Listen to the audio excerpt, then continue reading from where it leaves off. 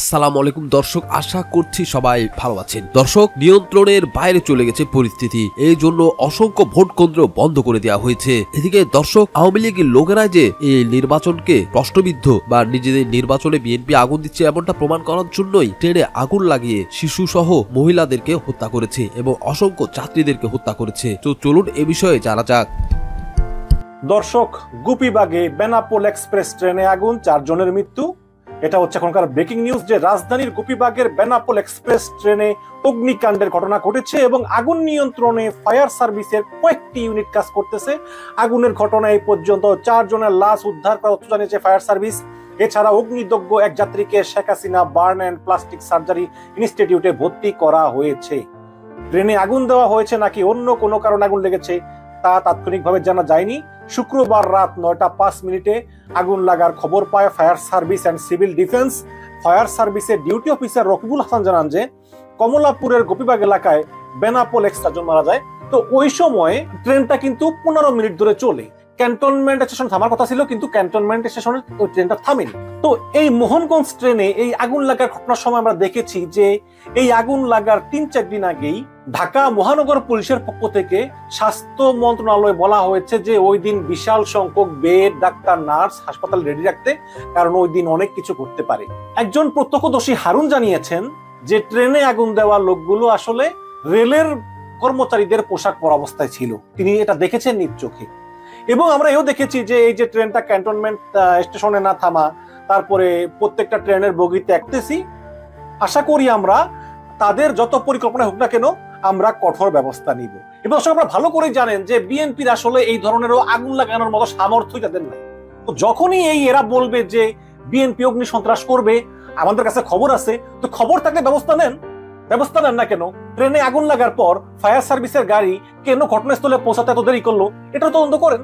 তবে বিএনপি মনে করে যে এই যে বেনাপোল এক্সপ্রেসের যে আগুনটা, এটা আসলে পূর্ব পরিকল্পনার একটা অংশ এবং বিএনপিকে অগ্নি সন্ত্রাসের দল হিসেবে প্রমাণ করার জন্যই কিন্তু শেখ হাসিনা এই কাজটা করেছেন।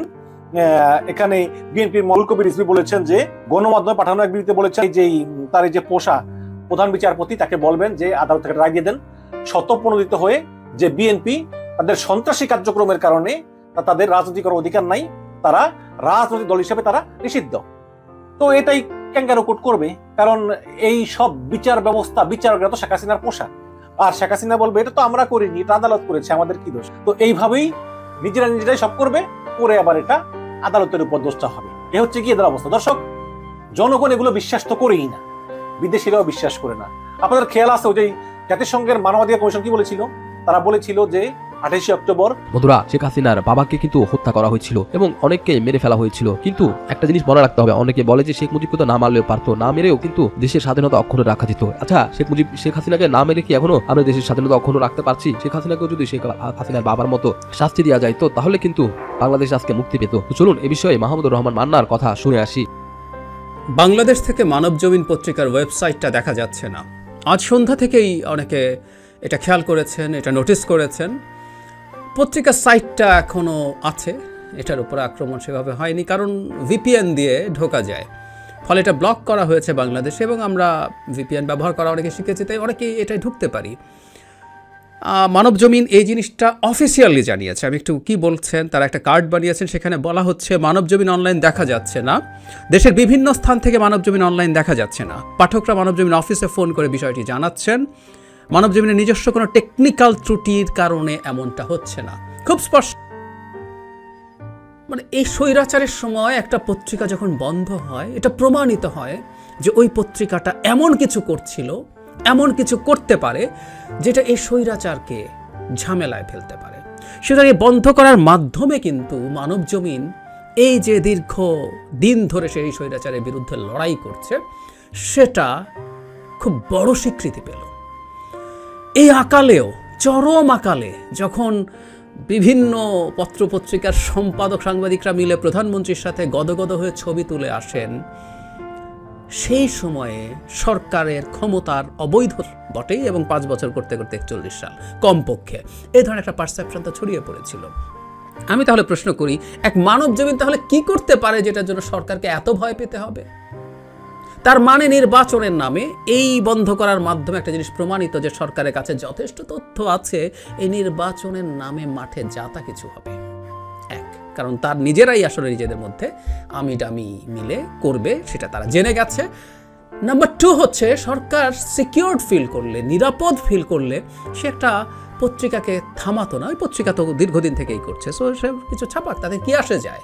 খুনোখুনি মারামারির খবর তো বিভিন্ন মিডিয়াতে এসেছে। এদিকে বন্ধুরা, মঞ্চে নৌকার পার থেকে জুতা মারলে দলীয় কর্মী। নোয়াখালী 2 আসনে নৌকার পার থেকে মঞ্চে জুতা দিয়ে মেরেছেন তার দলীয় এক কর্মী। ওই কর্মীর নাম আলাউদ্দিন। একসঙ্গে চাপ খেয়ে টাকা না দেয় ক্ষিপ্ত হয়ে মঞ্চে বসা অবস্থায় এমপি মোর্শেদ আলমকে জুতা দিয়ে মারেন তিনি। সোমবার মাগরিবের নামাজের আগ মুহূর্তে সেনবাগের কেশারপাড় ইউনিয়নের দমদমা বাজারে নৌকা প্রার্থী নির্বাচনী সভা চলাকালে এই ঘটনা ঘটে। পরে তাকে ধরে পুলিশে দিলে ওসি তাকে সেনবাগ থানা হেফাজতে নিয়ে আটক রাখেন। কেশারপাড় ইউনিয়ন পরিষদ সাবেক চেয়ারম্যান ও আওয়ামী লীগের সভাপতি বেলাল ভুঁইয়ার সভাপতিত্বে নির্বাচনী পথসভায় সঞ্চালনা করেন আলমগীর হোসেন। এ সময় কল্লোল গ্রুপের এমডি গোলাম মোস্তফা ভুঁইয়ার বক্তব্য চলাকালে আলাউদ্দিন মঞ্চে বসা থাকা এমপিকে জুতা দিয়ে বাড়ি মারেন। দ্বিতীয়বারে দেওয়ার সময় উপস্থিত নেতাকর্মীরা তাকে আটক করে পুলিশের সুপর্দ করে। এ ব্যাপারে জানতে সেনবাগ থানা অফিসার ইনচার্জকে একাধিকবার ফোন করলেও তিনি ফোন রিসিভ করেনি। এদিকে বন্ধুরা, কল্যাণ পার্টির চেয়ারম্যান মেজর জেনারেল অবসরপ্রাপ্ত শহীদ মোহাম্মদ ইব্রাহিম 12 দলীয় জোটের নেতা হিসেবে বিএনপির সঙ্গে আন্দোলন ছিলেন। যারা এই সরকার অধীনে নির্বাচনে যাবে তারাই হবে জাতীয় বিমান। এই বক্তব্য দেওয়ার কয়েকদিন পর নির্বাচনে অংশ নেওয়ার ঘোষণা দেন তিনি। কিন্তু দেশের রাজনীতিতে তার দলের কোনো অবস্থান নেই। 2008 সালের নির্বাচনে ঢাকা 17 আসনে তার জামানত বাজেয়াপ্ত হয়েছিল। 2018 সালে নিজ এলাকা চট্টগ্রাম 5 আসনে প্রার্থী হয়েছিলেন। এবারও তিনি এই দুটির কোনো একটি আসনে প্রার্থী হতে চেয়েছিলেন, কিন্তু এই দুটি আসনে জাপা ও আওয়ামী লীগের 2 জন হেভিওয়েট প্রার্থী থাকায় একটি সংস্থার নির্দেশনায় তিনি কক্সবাজার 1 আসন থেকে প্রার্থী হন। নিজ এলাকায় প্রার্থী না হয়ে কেন অন্য এলাকায় প্রার্থী হয়েছেন? সাংবাদিকদের এমন প্রশ্নের জবাবে তিনি বলেছেন, এই এলাকা আমার মহাসচিবের বাড়ি, তাই এই এলাকাকে সুবিধাজনক মনে করেছি।